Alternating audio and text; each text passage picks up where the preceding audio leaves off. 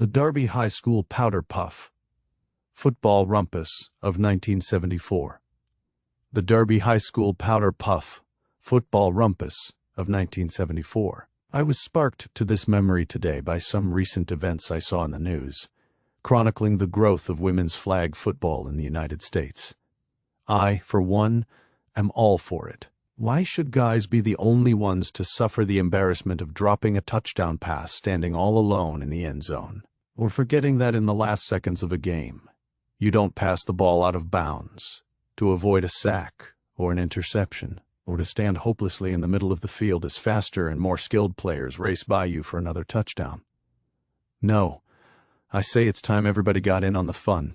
In the fall of 1974, I was honored to be one of the coaches on the seniors versus juniors powder puff football game at Derby Senior High. It's been said, there's a thin line between enjoying friendly competition and abandoning all perspective when you are in an unhealthy pursuit to win at all costs.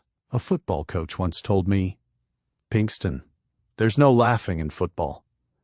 I still don't know what he meant by it. So we prepared our team the only way you should for a meaningless exhibition, by devising a playbook that would make Bill Walsh envious, including double everses and right guard inside counters. I remember hand-drawing the plays with a bunch of circles and arrows, then mimeographing them in the principal's office. The pages gave off that one-of-a-kind stench, the kind of scent that only a top-of-the-line a B-Dick mimeograph machine could produce, announcing cheapness and pomposity. When game day arrived, we all met in the stadium parking lot and made our way to our respective sidelines. Rules were discussed, and friendly handshakes were exchanged. I gave my best Newt Rockney speech to our team, telling them that 100% is not enough, that we expect them to give 110%. Our quarterback spoke up to correct me. "Well, Coach, I believe that 100% is the max we can give. Giving 110% is not statistically possible." To which I countered, "Enough! Enough about statistics. There is no laughing in football." Anyway, the game finally got underway, and both teams proceeded to put on a display of great mediocrity and overthought chaos. As the third quarter started, it struck me, "Pinkston," I said to myself. "Sometimes I'll use Doug, or even the more formal Douglas, but this time it was just Pinkston. You know, it seems like every time Julie Woodman gets her hands on the ball, she either scores or gets us a first down. Maybe you should scrap your pretentious game plan and just hand her the ball." Julie was one of those rare unicorns that you run into in life. That was better than her classmates in everything. As an aspiring athlete myself, I could only sit back and watch in awe as she ran circles around her peers in every pursuit, including book learning, which in those days was hard on all of us, and that's what she did.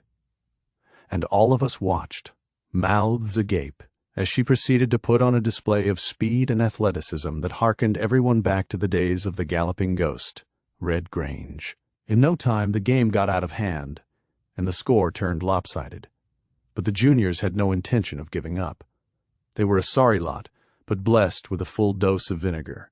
With only a few minutes left in the game, they called a timeout and gathered in a tight, secretive huddle, apparently discussing some Hail Mary play to finally get on the scoreboard.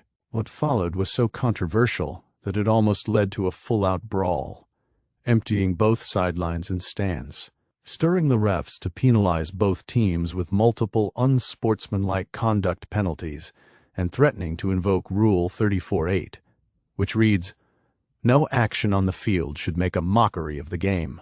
A sham, apparently, is okay, but not a mockery.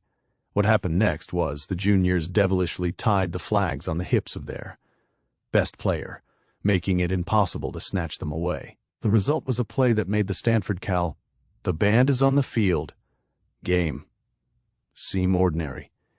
Their runner raced by one attempt after another to grab her flag, only to discover that it could not be snatched away, and so they scored. Our coaching staff was beside ourselves, demanding a penalty, a rollback of the 6 points, and a disbarment from future competition. So agitated were we. But it was not to be. The clock had struck 0, and the only thing left was to grant them the touchdown and formally enter a protest with the Kansas Powder Puff Sports Commission, which we did. Some time ago, I heard a rumor that a video existed of the controversial play in someone's basement, sitting in a cardboard box alongside the Zapruder tape, the Bluff Creek Bigfoot video, and the still shot of the Loch Ness Monster. Oh well. To quote the famous philosopher Doris Day, whatever will be, will be.